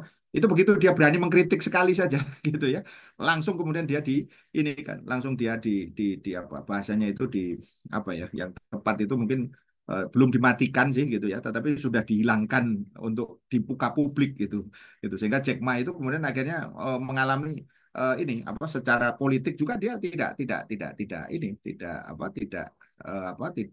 nyaman begitu ya, dan secara ekonomi pun dia juga kemudian di apa istilahnya itu diruntuhkan gitu, sehingga berita terakhir itu Jack Ma itu kekayaannya itu turun drastis walaupun dia tetap kaya, tapi kalau untuk ukuran yang uh, Big Five atau Big Ten gitu ya, itu dia sudah mengalami ini penurunan yang drastis gitu. Nah, maksud saya ingin menunjukkan baik Cina hari ini maupun juga kemudian apa Amerika dan Eropa juga, termasuk saya pernah singgung tentang Finlandia. Ya, Finlandia itu sebenarnya tidak dalam pengertian dia bangkit ya, tetapi dia dianggap kemarin waktu kita membahas tentang topik kebahagiaan kan dia dinobatkan sebagai negara yang most happiness ya, yang paling bahagia gitu. Tapi di sana itu kan carut marut sebenarnya, mulai dari persoalan pemerintahannya, mulai dari masalah apa sosialnya, ya masalah kemudian bunuh dirinya, gitu ya, macam-macam yang ada di situ. Jadi maksud saya ingin mengatakan dengan contoh-contoh tadi itu bahwa tetaplah Islam yang kemudian menjadi apa namanya istilahnya jaminan ketika Islam itu diterapkan begitu ya, sehingga dari situ kita bisa melihat bagaimana Madinah, bagaimana kemudian apa Khulafaur Rasyidin itu kemudian memimpin misalnya ya, apple to apple-nya itu kita bandingkan dari situ gitu ya, sehingga dari situ nanti kita akan bisa melihat kalau lebih jauh 1300 tahun lebih tadi itu ya, dengan sekitar seratusan khalifah tadi itu umat Islam dan umat-umat yang lain itu mendapatkan sebuah tadi apa namanya kebaikan, itu yang kemudian nanti disebut dengan Islam rahmatan lil alamin gitu ya. Tetapi juga jangan lupa bahwa khilafah itu adalah negara yang sifatnya itu apa namanya manusia ya, manusiawi gitu. Manusiawi itu artinya gini, dia mungkin salah gitu. Tapi ketika landasannya itu tetap Islam, maka koreksinya kemana? Ya kepada apa perbaikan kepada Islam gitu, bukan untuk diubah Islamnya itu begitu ya. Sehingga dari situ kita bisa melihat bahwa sekali lagi poin penting saya adalah bahwa ya tanpa Islam maka kebangkitan itu mungkin saja terjadi, tetapi tidak mengarah kepada kebangkitan yang hakiki dan paripurna. Ya, mungkin saya tambahkan hakiki itu dari sisi benar atau salahnya, paripurna itu dari sisi cakupannya, yaitu mengantarkan manusia kepada kebaikan dunia dan akhirat atau tidak. Begitu. Itu saya kira poinnya, Kang Asyar. Kemudian yang kedua, ya, kalau kita bicara perasaan memang ya itu tadi bisa lama, bisa bentar gitu ya. Tapi poin pentingnya itu sebenarnya adalah kita tidak boleh terjebak dalam angka gitu ya.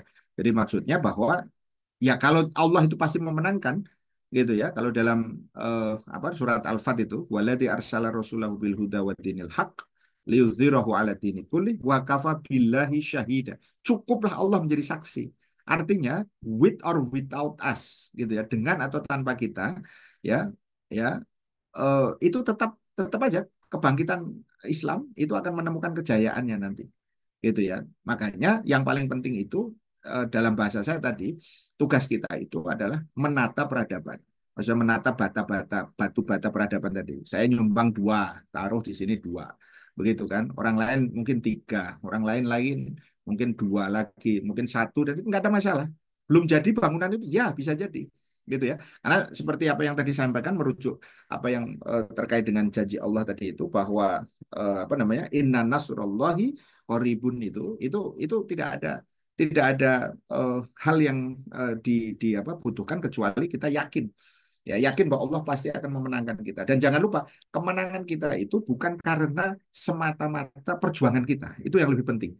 Yaitu adalah itu karena biiznillah, karena kemudian apa eh, apa izin dari Allah Subhanahu wa taala. Artinya apa? Allah bisa aja kemudian memenangkan sekarang, tapi kalau peradaban ini tidak siap gitu ya. Maksudnya ada kelompok yang kemudian dimenangkan Allah dengan kemudian akhirnya menerapkan Islam, tapi rakyatnya sendiri kemudian tidak apa support gitu ya, rakyatnya malah kemudian apa istilahnya cuek-cuek aja gitu ya kira-kira gitu, tidak tidak merindukan. Nah, inilah pentingnya makanya natural ya secara alamiah Islam itu akan kembali manakala dakwah itu kemudian berjalan ya dengan kemudian tadi apa dengan sempurna juga ya, ibarat di dalam badan kita itu darah itu kemudian mengalir dengan lancar gitu ya, artinya tidak ada yang tersumbat ya, tidak ada yang menggumpal gitu ya, tetapi kemudian lancar dan akhirnya apa menciptakan apa namanya dinamika peradaban yang luar biasa tadi itu. Makanya yang paling penting saya lagi seperti yang tadi saya sampaikan itu jangan terjebak dengan waktu. Ya kita pasti akan mengharap ya itu biasa, tetapi yang lebih penting adalah bahwa kita memberikan kontribusi gitu ya semaksimal mungkin ya, dan kontribusi yang dibutuhkan oleh kita itu sebenarnya nggak susah sebenarnya. Cuman banyak orang yang apa ya istilahnya itu ragu-ragu gitu ya. Ya ragu-ragu itu begini mas ya. Mau ngomong tentang Islam gitu, gitu ya. Ngomong tentang jihad, ngomong tentang khilafah gitu. Itu mungkin tidak semua orang berani gitu ya. Apa apa penyebabnya? Ya karena tadi mungkin orang berpikir, aduh kalau nanti ngomong begini begitu, kalau ngomong begini begitu, macam-macam gitu kan. Padahal sebenarnya kontribusi yang dibutuhkan dari kita itu adalah teruslah bicara, ya teruslah sampaikan, teruslah kemudian apa namanya memberikan penjelasan begitu ya. Ya itulah yang kemudian tugas para nabi dan para rasul yang dilanjutkan oleh para ulama ya, al ulama warasatul anbiya. Kita kita ini ngikut para ulama gitu ya dan nabi kan gitu, apa tugasnya ngomong gitu ya. Jadi kalau orang bertanya apa yang mesti kita lakukan, ngomong gitu ya. Ngomong apa? Ngomong tentang Islam tentu saja, sendirian tidak, kita harus apa namanya bersama-sama. Itulah kenapa kemudian dakwah berjamaah itu menjadi sesuatu yang apa namanya niscaya. Saya tidak apa namanya katakan bahwa dakwah yang dilakukan oleh ya sebagian kelompok misalnya itu mungkin jalannya bisa jadi berbeda. Nah, disitulah pentingnya dakwah itu nanti akan membersihkan berbagai kemudian keraguan-raguan tadi itu. Maka di sini sesama kaum muslimin kalaupun dia berbeda dari sisi tadi terutama torikohnya misalnya begitu ya, atau metode untuk menuju kepada kegemilangan Islam, ya tugas kita ya mendiskusikan itu ya, tidak untuk memusuhi mereka gitu ya. Jadi dari situ maka kita akan mendapatkan apa yang kemudian seharusnya menjadi ini kita, yaitu apa, Islam ini menjadi ini kita, menjadi apa, menjadi concern kita semua gitu ya. Jadi saya teringat dengan kisah Nabi ketika beliau diminta untuk apa memimpin ya, memasangkan kembali Hajar Aswad ya. Ketika itu mereka mengatakan siapa ini, mereka berebut. Oke, kalau gitu tunggu orang yang pertama kali akan muncul gitu ya di hari itu gitu. Ya biiznillah yang Allah kemudian kehendaki, ya Rasul muncul duluan. Oh ya, kalau Al-Amin yang kemudian memberi keputusan kita siap gitu. Padahal waktu itu beliau belum nabi kan. Nah, saya ingin mengatakan bahwa dakwah itu kira-kira seperti itu. Ya, ada yang membawa kan Nabi kemudian dalam konteks memerintah ya, dalam konteks memimpin, Nabi kemudian meminta diambilkan kain, Hajar Aswadnya ditaruh di tengah, semua suku itu apa namanya tadi apa membawa bersama-sama. Nah, ketika sudah sampai di tempatnya, beliaulah sebagai pemimpin meletakkan itu di tempatnya. Selesai kan? Itu. Islam itu juga sama. Peradaban Islam itu nanti ibarat ya Hajar Aswad tadi itu yang akan diletakkan kembali ke dalam apa namanya lintasan waktu ya atau lintasan sejarah tadi itu, dan kemudian kitalah yang harus bersama-sama menjaganya tadi itu. Tapi pasti akan ada yang memimpin. Nah, disitulah yang memimpin itu yang paling kemudian diamanahkan atau dipercaya oleh umat dalam konteks membawa kita kepada kebenaran atau kejayaan tadi itu. Saya kira itu Kang Azhar ya. Mudah-mudahan nyambung ya tadi dengan apa yang disampaikan.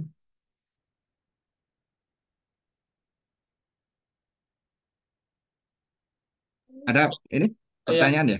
sebelum kita masuk ke kolom komentar, Ustaz, satu lagi, Ya, Ustaz. silakan. Satu lagi. Eh, ini penting sekali kita eh, menggagas ataupun mengkonfirmasi. Tadi Ustadz katakan bahwa kebangkitan itu ada prosesnya. Yang Ustadz sampaikan bahwa kebangkitan itu ditandai dengan adanya irtifaul fikr. Nah, Ya, apa yang harus dilakukan pada proses itu, Ustadz? Untuk bisa sampai kepada irtifaul fikr.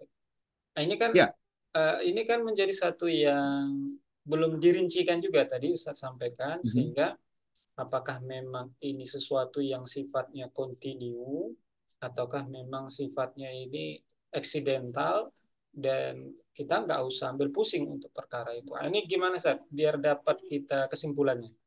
Ya, kalau dari sisi tadi ya urutan ya, maka yang dimaksud irtifaul fikri itu artinya bahwa kita tadi pertama kita harus menyadari bahwa diri kita ini makhluk ya di hadapan Allah Subhanahu wa taala. Maka kemudian ketika kita menyadari ya bahwa kita kemudian itu adalah makhluk ya di hadapan Allah Sang Kholik ya, maka kemudian apa yang harus kita pahami pertama kali itu adalah makrifat. Kita paham dulu siapa Allah itu ya, dua ya levelnya gitu ya. Nah, ketika kita sudah paham ya berarti kita apa? Iman kan tadi itu. Maksudnya imannya itu dengan sadar. Jadi tidak dengan kemudian sekedar tadi apa namanya? Karena keturunan gitu ya. Makanya saya sering sampaikan jangan sampai kemudian nanti apa namanya? Orang mengatakan Islam KTP gitu ya. Karena apa KTP-nya ya ya dari kecil kalau dia di apa kasih KTP ya udah Islam karena bapak ibunya Islam begitu ya yang ada di situ. Nah, yang ketiga, ketika dia makrifat tadi itu, maka dia harus memahami bahwa ya keyakinan dia kepada apa Allah Subhanahu wa taala itu nanti akan membawa dia kepada apa? Ketaatan. Ya, konsekuensinya adalah ketaatan kepada apa syariat dari Allah Subhanahu wa taala tadi itu. Sehingga dari situ maka dia akan berubah dari manusia yang sama dengan hewan, artinya dia punya naluri, dia punya kemudian apa namanya tadi eh, apa kebutuhan fisik dan seterusnya begitu kan. Nah, itu berubah menjadi manusia yang tadi yang menggunakan akalnya karena beda antara makhluk ya maksudnya manusia dengan hewan dan seterusnya itu adalah kemudian akalnya tadi itu. Nah, akalnya tidak cukup hanya di situ tapi dia digunakan naik lagi level ketiga tadi itu yaitu adalah bagaimana kemudian akalnya tadi itu ya kemudian memahami aturan-aturan Allah dan kemudian berusaha untuk kemudian menjalankan. Itulah nanti ketemunya pada amal gitu ya. Jadi kalau dirunut sebenarnya simpel ya dari iman tadi itu ya karena kita sadar kita ini makhluk Allah kan tadi itu maka kemudian kita akan naik pada level keimanan satu ya. Nah, iman ini kalau kemudian nanti dirinci, maka kemudian nanti ya untuk kemudian merealisasikannya membutuhkan ilmu. Ya, maka kemudian dari situ ilmu itu akan masuk gitu ya dari apa namanya dari proses apa namanya yang kedua menjadi ketiga tadi itu ya saya ulangi lagi kedua itu adalah ketika kemudian dia naik level menjadi tadi ya insani tadi itu sampai kemudian dia menjadi Islami tadi itu ya Islami itu artinya menggunakan apapun ya amalnya tadi level ketiga itu amal gitu ya untuk kemudian melakukan hal-hal yang apa namanya sesuai dengan syariat itu saja sebenarnya. Jadi dari situ maka kemudian kebangkitan itu akan dimulai dan ini akan terlihat dari contoh-contoh ya contoh-contoh yang sebenarnya banyak ya saya ambil contoh satu saja misalnya Bilal bin Rabah misalnya ketika dia apa namanya belum mengenal Islam gitu ya karena Nabi pada saat itu belum belum diberikan wahyu ya itu kan ketika dia mengetahui bahwa ada orang yang eh, mengaku sebagai Nabi yaitu Muhammad ya di tengah-tengah mereka maka kemudian hal pertama ya Bilal itu ya yang dilakukan itu yaitu adalah mencari tahu apa sebenarnya yang dibawa dia. Ya, sebenarnya yang dibawa dia itu ya kalimat syahadat tadi itu sebenarnya kan.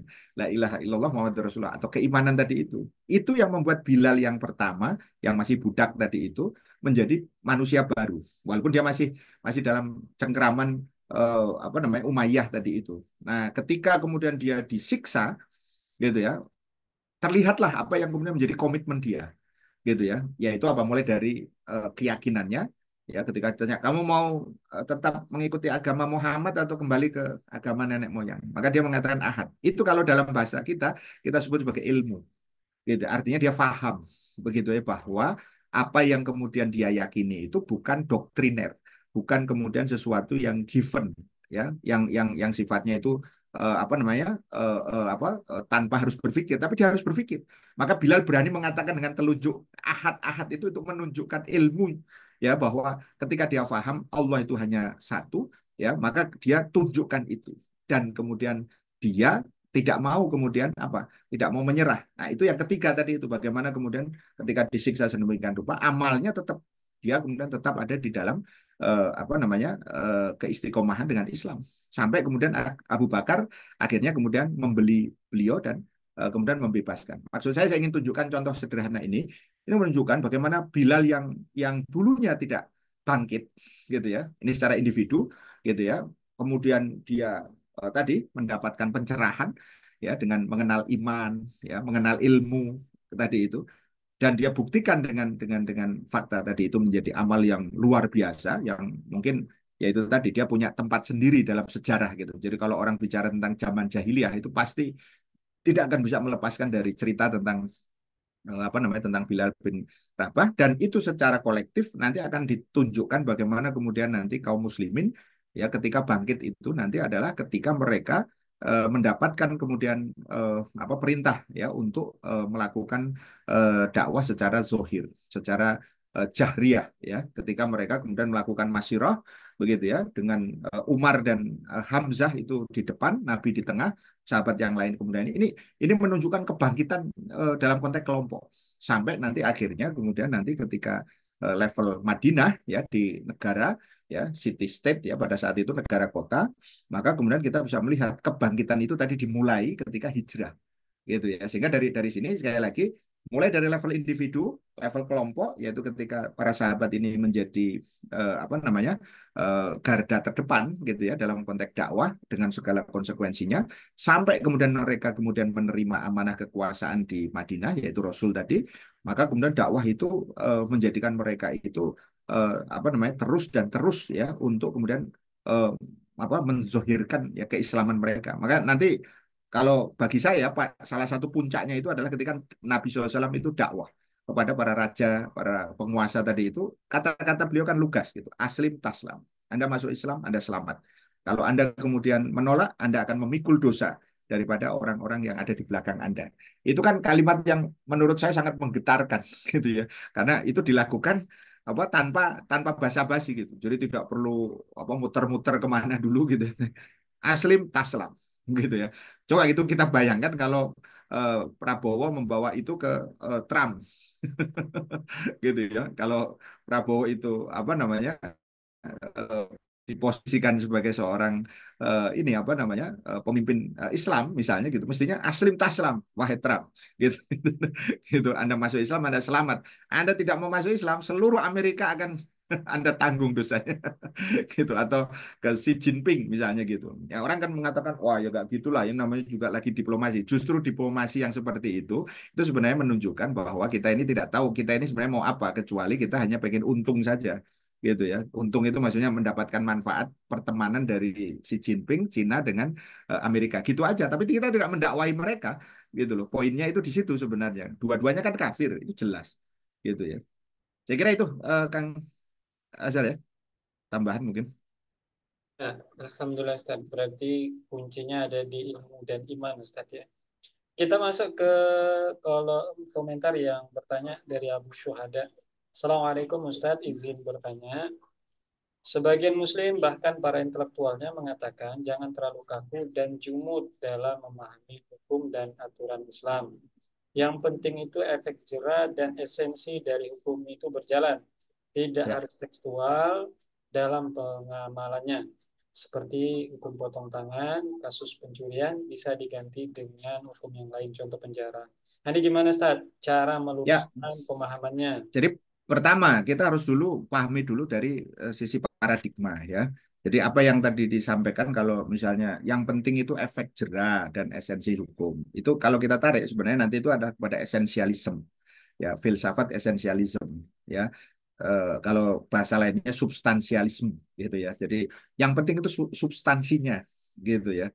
Nggak bisa begitu karena hukum itu ada dua, ya ada aspek zohir, ada aspek batin gitu. Kalau kalau kita lihat itu dan Islam itu dua-duanya. Misalnya gini, kerudung gitu ya, kerudung itu aspek zohirnya itu ya nutup gitu kan, aspek batinnya itu menjaga. Maksudnya menjaga agar kemudian dia berkerudung, dia berjilbab begitu ya, dan hatinya bersih. Nah, tidak boleh kemudian orang ngomong gini, yang penting kan saya menjilbabi hati. Nah, itu omongannya sudah tidak benar secara hukum fikih. Kenapa? Karena itu berarti dia tidak paham fikih. Gitu kan? Bagaimana itu sekarang menjilbabi hati? Coba praktekkan di hadapan saya. Kalau kalau bisa menjilbabi hati itu gimana? Kan tidak bisa. Nah, itu karena pengaruh esensialisme tadi, substansial. Dan itu adalah filsafat-filsafat yang tidak dikenal di dalam Islam. Gitu ya. Maksud saya, kalau nanti kita naikkan level, sebenarnya Islam itu ya memiliki kasanah di dalam konteks istimbatul hukum ya dalam konteks kemudian menggali hukum itu yang tidak ada seperti itu. Islam mengenal apa yang disebut dengan mantuk dan mafhum, tapi pengertiannya tidak sama dengan kemudian tadi apa namanya substansialisme atau esensialisme tadi itu ya, misalnya saya ambil contoh itu mantuknya itu ya tekstualnya itu adalah kemudian apa namanya ulurkan gitu ya apa namanya humur atau khimar yang ada di situ. Ulur itu dari sisi teks yang ada di situ gitu ya. Itu ya ya diulurkan. Makanya kalau kalau kemudian kita pahami mantuk itu gampang itu. Tidak ada itu kemudian orang pakai kerudung diikat di leher. Coba masuk nggak kata-kata ulur? Kan nggak ada itu. Teksnya aja mengatakan bahwa kemudian ya ayat itu terkait dengan kemudian apa namanya mengulurkan. Mengulurkan itu artinya apa? Me, apa namanya narik sampai kemudian dada. Jadi kalau dadanya masih kelihatan, maksudnya tidak tertutupi, gitu ya. Makanya kan di situ nanti terkait dengan apa namanya hal-hal yang lain, gitu ya. Mantuknya saya itu harus difahami, gitu ya gitu. Nah, mafhumnya ya ya jangan melakukan kalau salah satu yang bisa kita ambil dari sini jangan kemudian keluar dari mantuk tadi itu yaitu apa? Tekstualnya begitu, jangan kemudian mencari penafsiran lain, misalnya dengan mengikatkan. Saya sering apa namanya ingatkan adik-adik mahasiswa itu ya. Eh, coba perhatikan ayat itu, kemudian coba renungkan gitu. Kira-kira pakaian kita udah bener nggak gitu loh gitu. Yaitu apa? Diikat di apa di leher, kemudian pakai apa namanya?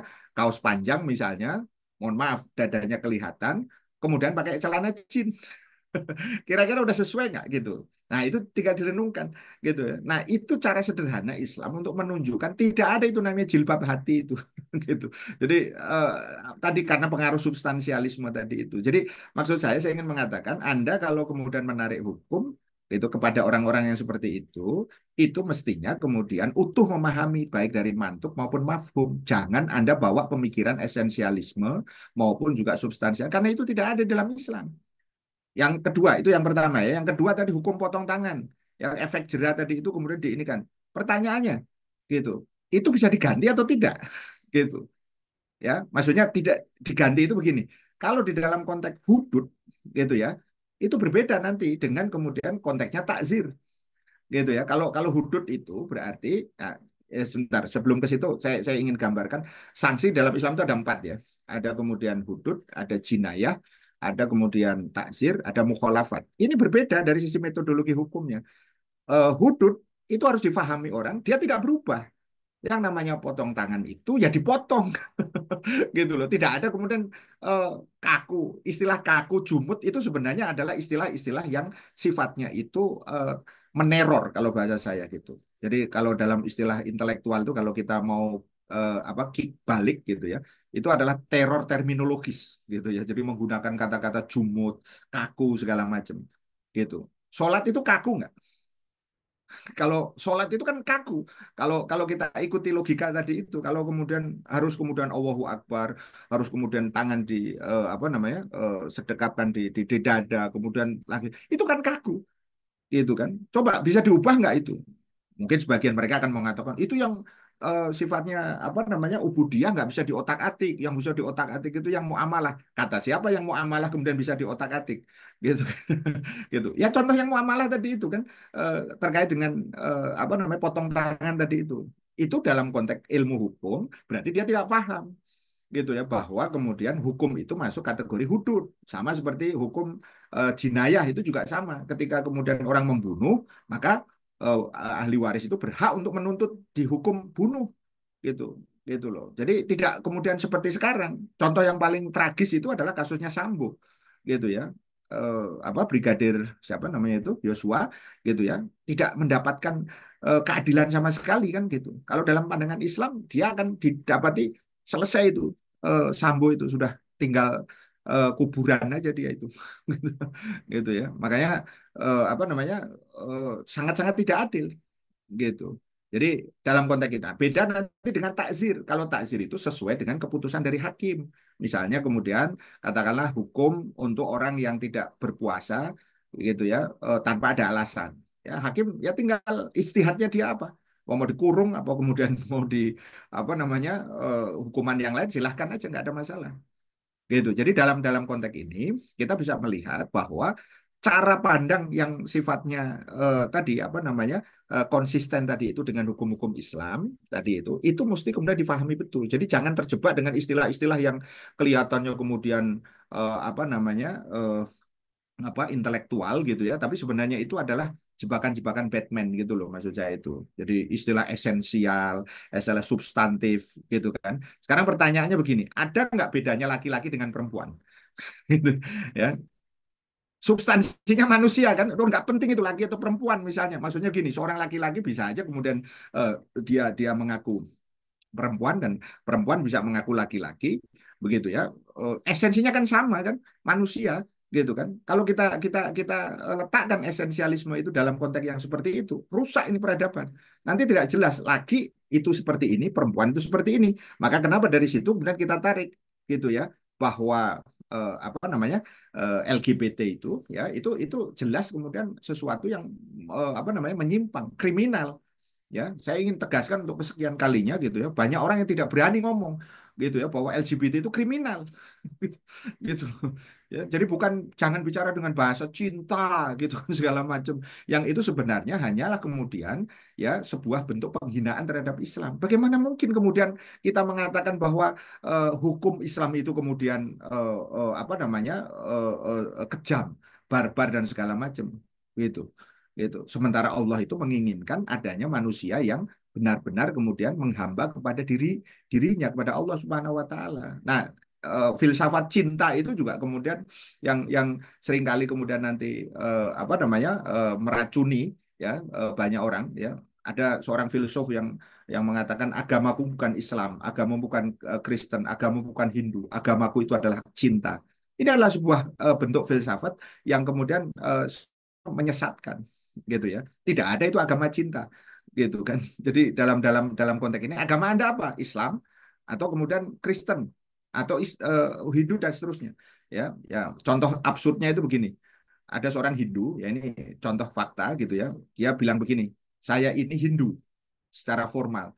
Tapi menurut Cak Nur, Anda mungkin tahu Cak Nur ya, Nurkolis Majid gitu ya, salah satu tokoh liberal ya, gembongnya liberal begitu ya.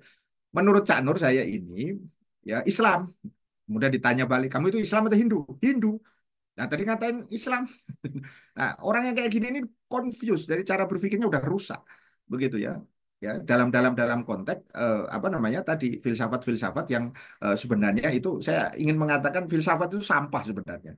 Ya dalam konteks ya kalau kemudian dibandingkan dengan cara berpikir akliyah Islamiyah ya cara berpikir Islami yang rasional gitu. Kita tidak butuh filsafat sebenarnya. Yang kita butuhkan itu adalah bagaimana kemudian kita mengasah akal kita itu dengan wahyu gitu ya. Sehingga nanti kita akan tahu batas mana akal, batas mana kemudian filsafat. Yang tidak yang tidak tahu diri itu sebenarnya adalah filsafat. Dia memaksakan menggunakan ya akal untuk menjelajahi sesuatu yang dia yakin sendiri bahwa filsafat itu tidak akan sampai gitu kan. Sekarang orang bicara tentang keadilan. Pertanyaan saya sederhana saja kan. Kalau orang Islam, adil menurut Islam itu adalah berdasarkan syariat. Sehingga tidak ada problem 2-1 itu adalah adil dalam pandangan Islam. Gitu, bukan satu-satu. Satu-satu itu justru zolim. Tapi orang filsafat akan kemudian mengatakan ya bahwa kemudian yang adil itu kalau dalam konteks filsafat matematika dia akan mengatakan satu-satu. Nah, itu kan menurut pendapat dia sebagai manusia. Kalau menurut pandangan Allah dalam pandangan Islam tidak seperti itu. Pilih mana sekarang?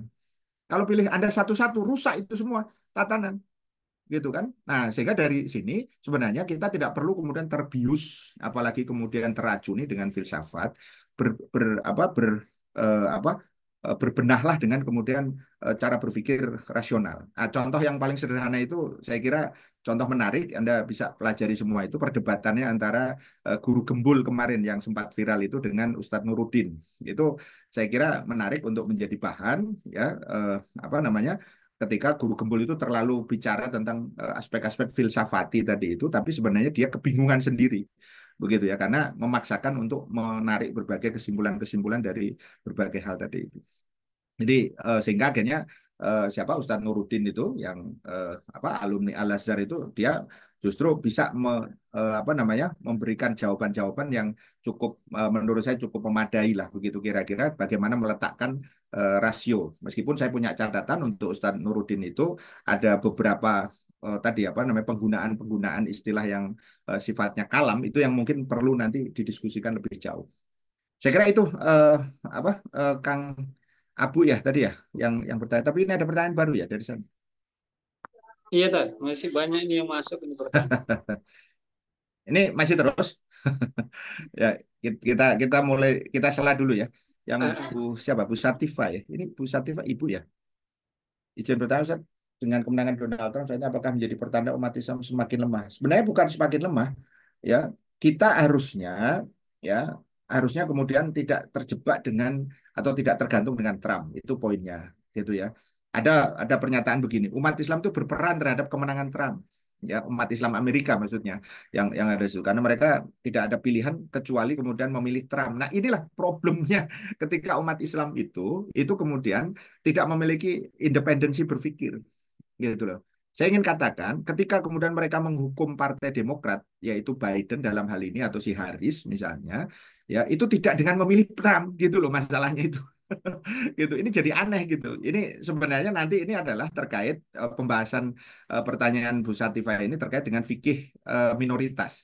Jadi dalam konteks fikih minoritas itu begini, orang Islam itu mau tidak mau harus memilih gitu ya seolah-olah kalau nanti dia tidak memilih itu doror gitu poinnya di situ padahal sebenarnya umat Islam harusnya kemudian ya tidak memilih antara Trump maupun juga kemudian Harris dalam konteks ya apa yang mereka akan perjuangkan karena tidak akan mungkin si Trump itu kemudian apa namanya memenuhi apa yang kemudian diingin oleh kaum muslimin tadi itu terkait misalnya tentang Palestina maupun juga terkait dengan nasib umat Islam yang ada di Amerika sendiri.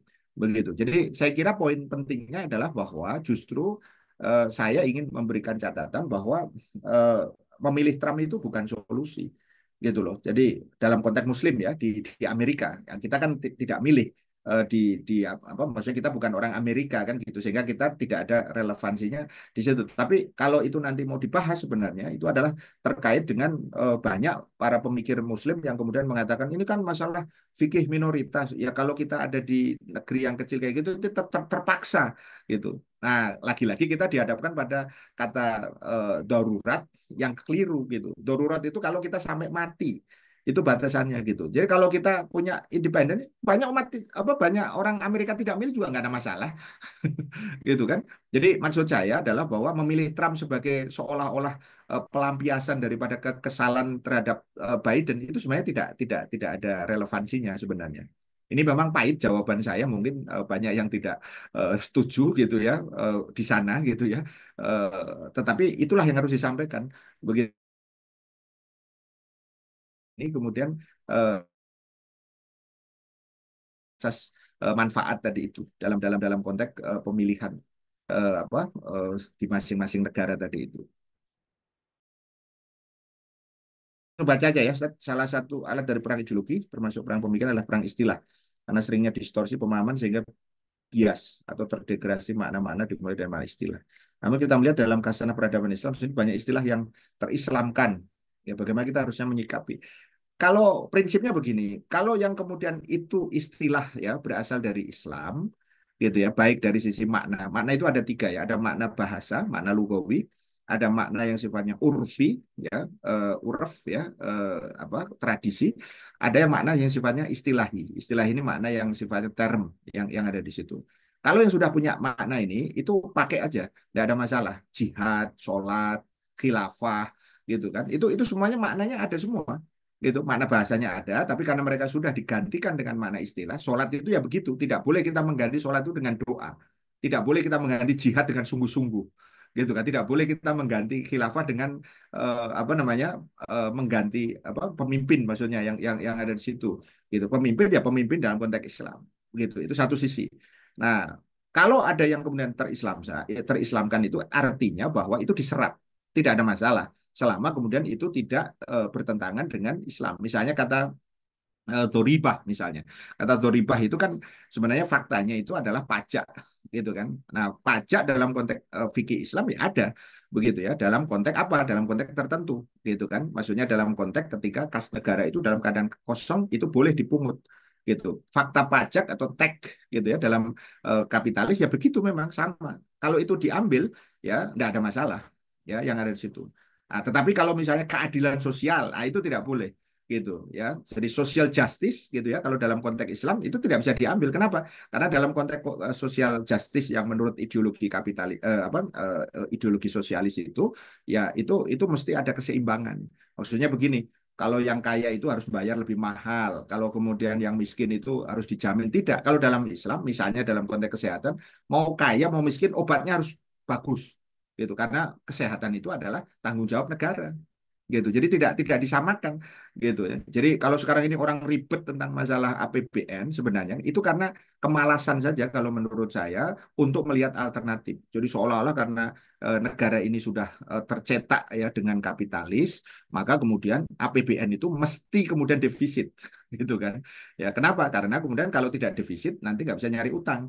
Kalau tidak bisa mencari utang, ya tidak ada kemudian nanti pendapatan, gitu kan? Yang ada di situ di satu sisi. Di sisi yang lain, nanti kemudian pajak itu kemudian menjadi alat tersendiri. Jadi saya kira poinnya di situ, Kang Abu tadi, Abu Suhada ya tadi itu. Jadi pilih-pilih aja mana yang kemudian ini. Tapi kalau istilah itu misalnya seperti tadi apa namanya yang sudah jelas itu istilah Islam, makanya saya sering katakan bahwa khilafah itu ajaran Islam gitu ya, jihad itu ajaran Islam. Jauh nggak usah takut-takut untuk kita eh, menyampaikan itu agar umat Islam juga biasa gitu ya. Ngomong kafir itu ya biasa gitu ya. Kadang-kadang kita takut ngomong kafir. Wah, ini dianggapnya nanti intoleran gitu. Lah, kalau kita takut terus siapa yang menyampaikan surat Al-Kafirin gitu. Surat Al-Kafirun gitu ya yang ada di situ gitu ya. Kalau kita baca nanti kita jadi teroris semua gitu. Nah, itulah pentingnya kita membongkar nanti istilah-istilah di balik makna terorisme itu apa, moderasi beragama itu apa. Jadi jangan terjebak pada istilah-istilah yang kemudian kelihatannya apa namanya ini apa menarik, tapi sebenarnya itu malah justru berbahaya. Mulai dari istilah-istilah tadi terorisme, dialog antar agama, moderatisme dan segala macam yang ada di situ. Saya kira itu mungkin ya sementara jawaban saya dari Ibu Atin. Ustaz, bila matu beranggapan pekerjaan sudah terkontribusi membangkitkan umat dengan menjadi guru, nakes atau mubalik, apa yang menjadi benang merah dalam kebangkitan hakiki?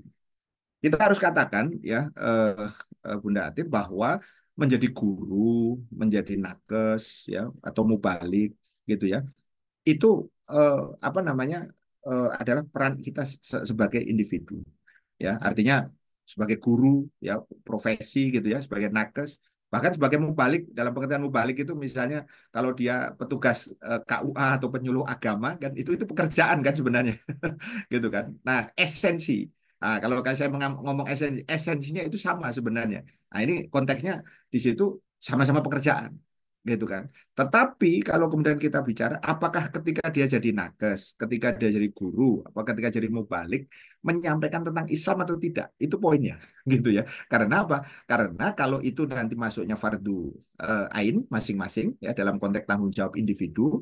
Nah, yang kita maksud ini adalah bahwa dakwah ini adalah konteksnya fardu kifayah dalam arti tugas kita bersama, yaitu siapapun dia, siapapun kita apapun profesi kita, itu mesti kemudian kita apa namanya memposisikan bahwa kita ini adalah seorang pendakwah. Ya, ketika kita bicara sebagai guru, ya ajak murid-muridnya untuk kemudian paham, bukan pekerjaan mendidik murid nerima gaji, bukan itu. Tapi muridnya itu diarahkan kemana gitu loh. Apakah difahamkan tentang Islam atau malah dijejali dengan kemudian apa namanya tadi kurikulum moderatisme misalnya begitu kan, gitu ya. Sehingga akhirnya dibawa ke pura, dibawa kemudian ke apa namanya itu ke gereja kan banyak itu sekarang yang sudah mulai eh, dengan dalih ya, dengan dalih tadi apa toleransi dan segala macam. Itu sebenarnya adalah profil dia sudah kalah secara pemikiran gitu loh ya apa jadi nakes misalnya dia tidak mengatakan bahwa eh, sistem kesehatan kita ini rusak loh. Kenapa? Karena kemudian sistem kesehatan kita ini justru malah kemudian sudah bergerak menjadi kapitalis ya sekarang ini kan banyak yang protes. Saya pernah menyampaikan beberapa tahun nanti suatu saat gitu kira-kira semua kalau orang itu menjadi apa terancam profesi apapun nanti dia pasti akan turun ke jalan gitu. Nah yang turun ke jalan paling akhir itu siapa? Ya, mereka-mereka yang para nakes kan, ada dokter, ada kemudian perawat, ada macam-macam yang ada di situ. Kenapa? Karena undang-undang kesehatan yang sekarang itu jelas itu kemudian bernuansakan liberalis gitu ya. Nah, sehingga dari situ sekali lagi tidak cukup hanya menjadi guru nakes mubalik kalau hanya sekedar bekerja dan menerima gaji menganggap bahwa itu adalah kemudian sudah berkontribusi. Itu salah besar. Karena apa? Pertanyaannya, Anda sudah mendakwahkan Islam nggak di setiap saat ketika kemudian melakukan aktivitas? Termasuk siapapun, termasuk apakah dia tentara, apakah kemudian dia apa politisi misalnya, apalagi kalau dia politisi, mengaku politisi Islam lagi misalnya gitu ya. Kalau dia tidak menyampaikan tentang konsep Islam, malah menganggap syariah itu apa namanya istilahnya kampungan lah, syariah itu kemudian eh, apa namanya istilahnya tidak laku lah gitu. Nah itu menunjukkan bahwa dia itu sebenarnya bukan berkontribusi, justru dia kemudian mendegradasi ya Islam itu sendiri. Ya, jadi saya kira justru dia malah melewati red tadi line itu ya benang merah tadi itu ya dalam dalam konteks kebangkitan alih-alih menimbulkan kebangkitan malah dia sebenarnya membenamkan di dalam tadi apa namanya berbagai tadi kemunduran tadi itu gitu saya kira itu mungkin sementara Kang Azhar ya. Mudah-mudahan eh, bisa apa namanya nyambung ya pertanyaan kalau tidak nanti kita kita inikan lagi Iya.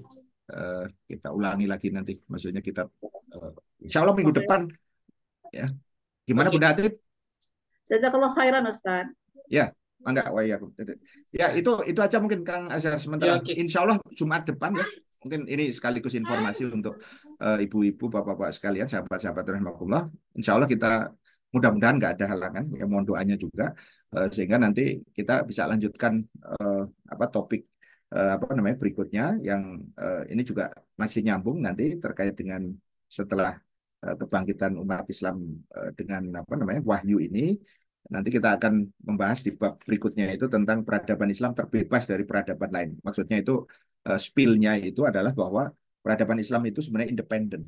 Jadi dia tidak tergantung dengan peradaban yang lain. Tidak seperti kayak komunismenya Cina yang karena kemudian dia kalah, ya belajar dari pengalamannya Uni Soviet, akhirnya kemudian dia memix dengan kapitalisme. Seperti omongannya si mau Cetung tadi itu dengan tidak penting kucing itu hitam atau putih gitu ya. Yang penting dia bisa kemudian nangkep tikus. Nah, gitu itu artinya apa? Artinya dia tidak peduli sebenarnya mau ideologi apapun yang penting dia bisa menghalalkan segala cara. Nah, ini yang sangat berbeda nanti dengan Islam secara diametral dan saya kira itu nanti kita bisa rincikan. Mudah-mudahan nanti Ibu Bapak sekalian bisa bisa apa namanya? Bisa kembali hadir ya nanti untuk pekan berikutnya. Terima kasih. Mohon maaf kalau ada hal yang tidak berkenan. Mudah-mudahan semuanya dalam keadaan sehat, ya, dalam keadaan semangat dan senantiasa diberikan keistiqomahan oleh Allah Subhanahu wa taala. Terima kasih. Assalamualaikum warahmatullahi wabarakatuh.